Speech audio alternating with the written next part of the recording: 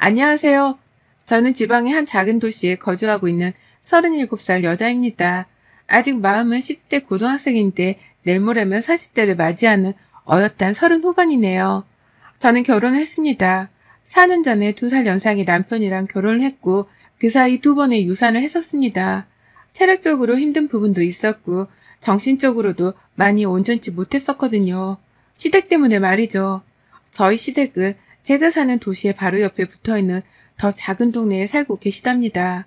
지방이라 거기가 거기이고 차 타고 이동하는 시간을 감안하며 가까운 곳이나 먼 곳이나 체감상 그게 그것처럼 느껴지곤 하잖아요. 시댁도 그리 가까운 편은 아니었지만 시어머니가 운전을 잘하시는 편이어서 저희 집을 자주 왕래하셨어요. 4년 전까지만 하더라도 저희 부부는 자가라고 부를 수 있는 집이 없었습니다.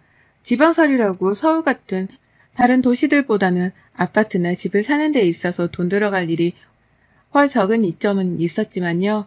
그럼에도 불구하고 모아놓은 돈이 별로 없어서 대출을 받기도 마땅찮았어요.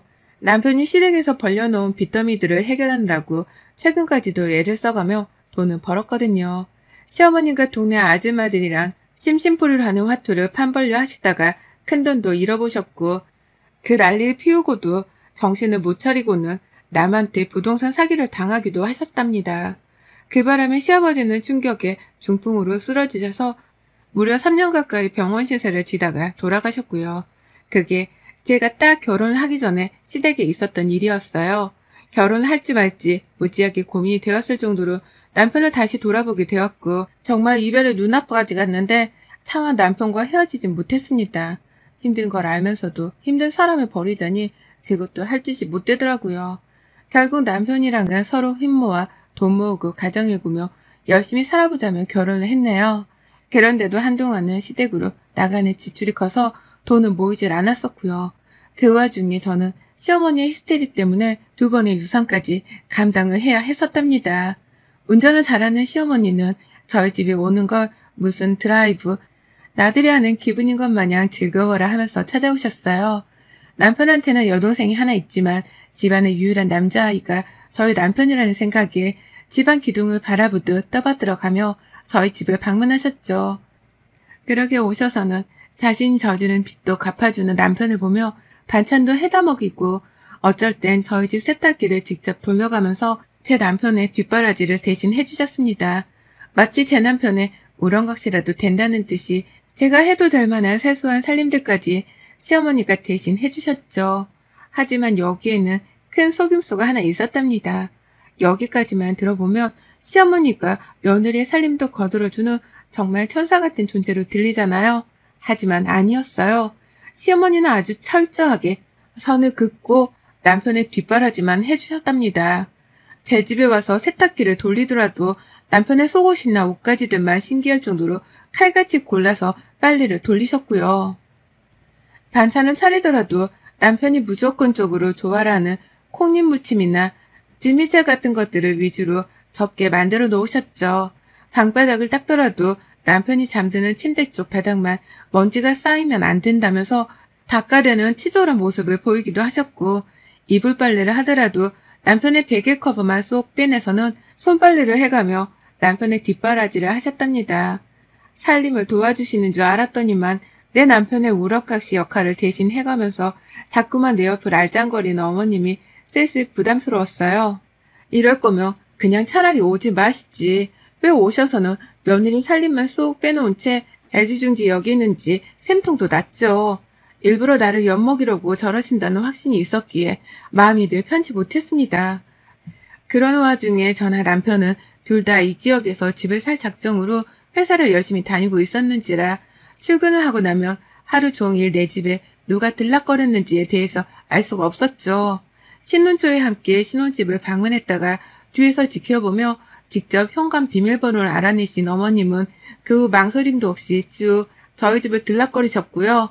오지 말라고 해도 오면 부담스럽다고 말을 내비쳐도 어머님은 내 아들 보러 가는데 왜 네가 중간에서 이러는지 이해가 안 간다. 꼭 모자 사이를 갈라놓으려는 사람 마냥 말이다. 사람이 집안에 잘 들어와야 한다고 하더니만 딱 그 말이 맞네 맞아. 라고 하면서 오히려 저를 매정한 사람으로 치부를 해버리는 바람에 더 말을 길게 잇지도 못했고요. 남편은 시어머니 빚을 갚아준다고 젊은 날을 다 바친 걸 많이 괴로워하던 사람이었는데 결혼하고는 저까지 시어머니 때문에 힘들어하니 중간에서 해결해보겠다고 더 성화였습니다. 하지만 그럴수록 시어머니는 여자 때문에 아들이 변했다며 오히려 저를 꼬리 9달린 고미호 취급을 하셨네요. 대화 자체가 깊게 통하지 못하는 분이셨어요. 그러니 저는 저대로, 남편은 남편대로 서로가 힘들어했고 시어머니는 시어머니대로 아들과의 사이가 멀어져 간다며 더욱 무서운 집착을 보이셨죠. 여자가 유산을 하기까지의 스트레스를 받는다는 건 정말 극한의 스트레스를 받고 있다는 뜻이라고 하더군요. 저 스스로를 보니 더욱 뼈저리게 이해가 갔습니다. 직접적인 잔소리를 퍼붓는 건 아니셨지만 자꾸만 독립된 가정을 존중해주지 못한 채 주변을 맴돌면서 길을 빨리 하시는 것 같아 매사 불안했죠. 임신을 한 와중에도 그런 식으로 제 집에 와서는 제 물건만 쏙 빼놓고 빨래를 해주고 밥을 차리고 심지어 밥숟갈까지 하나만 딱 놓고선 제 남편한테만 밥을 먹으라 부르시는데 이럴 거면 그냥 아들을 데리고 나가서 사시지 그러냐며 한바탕 퍼붓다 유산을 했습니다. 첫 유산의 후유증이 커서 그런지 둘째도 유산을 해버렸고요. 그러는 와중에 저는 시어머니로부터 받은 스트레스를 좀 덜 받아보겠다면서 돈 버는 것에 더 집중을 하려 했고요. 저한테 기쁨을 주는 건 돈밖에 없었습니다. 쓰는 재미보다도 한 푼씩 모아가면서 언젠가 집이라도 사야겠다는 목표를 가지고 사는 것이 그나마 절 행복하게 해줬어요. 집 사겠다고 전략하며 지내다가 한 번씩 사먹는 치킨이 절 행복하게 했고 그렇게 치킨 먹고 맥주 한 캔 따면서 남편이랑 시어머니 뒷담화를 하는 게 유일한 낙이었습니다. 제가 불쌍한 건지 남편도 이런 저를 잘 맞춰주면서 지내줬고요. 그러다 드디어 저희 부부가 집을 샀습니다. 비록 서울 안에 있는 브랜드 아파트는 아니지만 이 지역에서는 나름 인지도도 좋고 외관도 깔끔한 아파트였고요. 남편이 버는 돈의 반을 시댁으로 퍼주며 살았던지라 대다수의 돈은 제가 모았었고요. 차곡차곡 모으는 돈에 대출도 좀 받아서는 온전히 제 명의로 산 제 집이었습니다. 남편도 미안함이 큰지 공동명의로 집을 사자는 말까지는 못하더라고요. 그렇게 저는 시어머니 덕분에 마음고생하고 몸고생한 걸 돈 모으는 재미로 살다가 집까지 덜컥 사게 되어버렸어요. 내 인생 37년 만에 내가 가지게 된 첫 명의의 집이었죠. 이왕 들어가 사는 거 제대로 살아보고 싶어서 기존 벽지부터 인테리어도 싹 다 새 걸로 바꿔버렸고 조금 더 돈을 보태서는 새로 사고 싶었던 소파까지 바꿔버리면서 온 재미를 인테리어에 쏟아 부었습니다. 이사 준비를 하면서 제가 퇴근을 하고도 집에 들어가 있지를 않던 바람에 시어머니를 만날 일도 없었고요. 남편한테는 절대로 새집 비밀번호는 알려드리지 않을 거라 하면서 시어머니께는 이사 간단 말조차 아꼈어요. 시어머니를 새집에서까지 마주보고 싶은 마음은 없었으니까요. 그렇게 주말에 반짝 이사까지 마무리를 하고는 짐까지 다 풀고 몸이 녹초가 되어 있는데 밖에서 초인종이 울렸습니다. 이웃이 인사라도 하러 왔나 싶었어요. 그래서 정말 아무런 경계 없이 반갑게 문을 열었는데 아니 세상에 안 보여야 할 얼굴이 거기 떡하니 웃으면서 서 있더라고요. 시어머니요. 여기구나. 니네 새 아파트가. 라는 반가운 말을 하시면서 제가 열어버린 문을 자기 손으로 활짝 열고는 집 안으로 들어오셨습니다. 어머님이 여긴 어떻게? 라면서 말끝을 당황해 흐리는 절 보며 어머님은 그러시더라고요. 이래서 네가 최근 내내 집에를 들어오지도 않고 맨날 늦었던 거구나. 어쩐지 밖에서 할 일도 없는 애가 퇴근을 하고도 집에 오질 않는 게 이상하다 싶었다. 둘이 서로 짜고 치는지 말도 안 해주고 말이야. 새 집으로 이사 오는 걸 그렇게나 숨기고 싶었던 거야? 나한테? 라고 말이죠. 그리고는 어머님이 손에 들고 온 무거운 가방을 내려놓으시고는 집안을 멋대로 한 바퀴 쓱 둘러보셨답니다. 완전 새 아파트네 이거 다. 이거 한다고 집에를 안 들어왔구나? 난 그것도 모르고.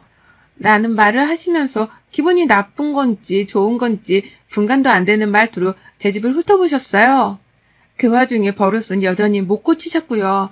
안방에도 들어갔다가 아니나 다를까 남편 베개커버만 쓱 만져보면서 잘 씻겨져 있는지 확인을 하셨고 세탁기 위치랑 빨래 가방 위치를 확인하려고 하신 건지 베란다 밖까지 나가셔서는 두 눈으로 직접 체크를 하시더라고요. 안을 열어보고는 이사한다고 네 남편 속옷 빨래도 밀었나 보구나. 라며 넌지시 안 해도 돼 잔소리를 던지기도 하셨고요. 이사하는 날 전후에 누가 빨래를 하나요? 그걸 잘 아시면서도 꼭 일부러라는 식으로 내 남편 빨래를 왜 내가 안 했냐며 잔소리 하시는 꼴이 벌써 사나웠네요. 제발 좀 빨리 나가주셨으면 하는데 시어머니는 나갈 생각도 없는지 온 집안을 천천히 다 헤집고 다니면서 집 구경을 하셨어요. 남편은 들키지 말아야 할 사람한테 들켰다는 사실에 자괴감이 빠진 건지 머리를 쥐어싸며 소파에 앉아있다가 시어머니를 말려보겠다며 나중에서야 자리에서 일어나 어머님 뒤를 졸졸 따라다녔죠. 어떻게 찾아온 거냐며 시어머니께 물어보는 남편의 말에 저는 화가 난 채로 귀를 쫑긋 세우고는 어머님의 대답을 기다렸습니다. 그리고 잠시 후 어머님은 작은 방 구경까지 다 마치고 난 후에야 큰 마음을 먹었다는 듯이 본인이 들고 온 가방 앞으로 다가오셔서는 말씀하시더라고요. 어떻게 알긴 뭘 어떻게 알아. 니들이 그렇게 먼 꿍꿍이를 펼치고 있다는 티를 팍팍 내는데 내가 당연히 눈치를 깠지.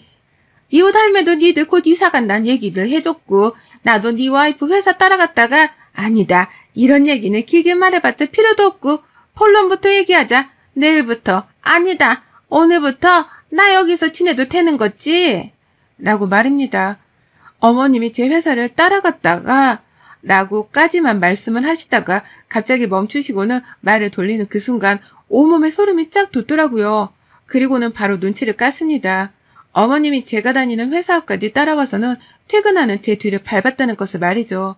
이웃한테서 저희 부부가 이사를 간다는 소식을 듣고 만발의 준비를 하고는 퇴근하는 며느리의 뒤를 쫓아선 이사 간다는 그 새 아파트의 위치까지 알아내신 것이었습니다. 기어코 저희 부부가 이사를 가고 나서까지 제 집에 들어와 휘저어 놓겠다는 명목으로 말이죠. 그리곤 실제로 그 짓을 벌이셨네요. 이사한 당일날 가방까지 큼지막한 걸 들고 와서는 집안을 한 바퀴 휙 돌아다니며 위치 파악을 하더니만 급기야 오늘부터 우리 집에서 잠을 자겠다고 선전포고를 하신 겁니다. 사실 그간 제가 많이 무디긴 했었어요. 자꾸 집에 오는 시어머니한테 제대로 볼썽사나운 꼴을 보여가며 거절을 하지 못한 건 분명 제 잘못이었죠. 하지만 저도 일하고 살림하며 힘든 와중에 아이까지 2번이나 유산을 하게 되며 정신적으로 많이 피폐해진 상태였습니다. 체력적으로도 많이 딸리는 바람에 시어머니와의 갈등을 견뎌낼 자신이 없었어요. 그러니 계속해서 더러우니 피하자는 마음가짐으로 어머님을 피하게 되었고요. 돈 모아 아파트 산다는 생각 하나로 버티다 보니 일이 이 지경까지 왔던 것 같습니다. 그 사이 시어머니는 저를 더더욱 만만하게만 보게 되셨고 그러다 결국 합가를 하자는 말을 이런 식으로 건방지게 통보를 하기까지 이른 것이었죠. 제 나이 이제 겨우 37입니다. 아직 남편이랑 살 날도 창창하고 비록 유산을 겪기는 했지만 아직 아이를 가져보겠다는 마음을 포기한 적은 없었어요. 연예인들도 40 넘어 잘 만났는데 저라고 못할 이유는 없었으니까요. 온 신경을 좋은 곳에만 쏟아붓고 살아도 모자랄 판이었습니다. 그래서 더 독하게 돈을 모으고자 했어요. 돈이라도 벌어서 집이라도 있으면 내 마음이 온전히 편안하게 쉬어갈 구석이 있을 거다 싶었거든요. 그래서 아무리 시어머니가 힘들게 하고 시어머니가 돈 때문에 내 남편까지도 힘들게 할지라도 목적 하나만 가지고 독하게 버티면서 지금까지 왔던 겁니다. 기어코 새 집을 마련해서는 내 마음대로 집도 꾸미고 채워선 막 이사를 들어온 순간이었어요. 그런데 이 기쁜 순간에 시어머니가 찬물을 끼얹어도 아주 제대로 끼얹어버리고 마신 거예요. 그리고 그제서야 저희 부부는 시어머니가 들고 오신 그 큼지막한 가방의 정체를 직접 확인할 수 있었습니다. 가방이 여행 갈 때 쓰는 캐리어도 아니었어요. 손으로 직접 들어야 하는 큰 가방이었는데 지퍼를 열어보니 세상에나 어머님 옷이랑 속옷이 한가득이더라고요.